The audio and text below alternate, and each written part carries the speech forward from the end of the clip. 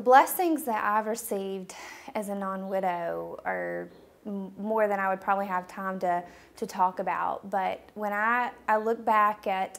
how my life has changed since August and the phenomenal things that the Lord has just done in my life and the life of widows, I can't stand here and say that my marriage hasn't changed, the way I look at every day hasn't changed, the decisions that I've made reflect the thought of a widow. And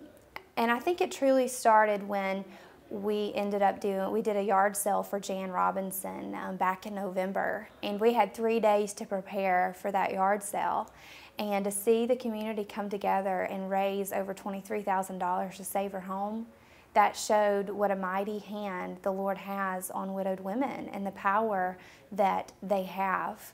When I start to identify strengths, and I know we'll talk about it more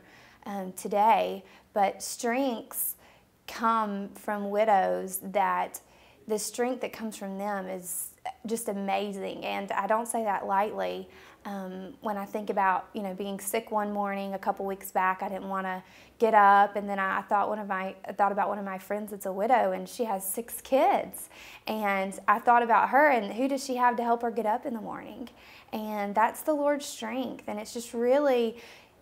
pushed me to really depend on the strength of the Lord and do things that I would normally give an excuse to do. So I would say strength comes from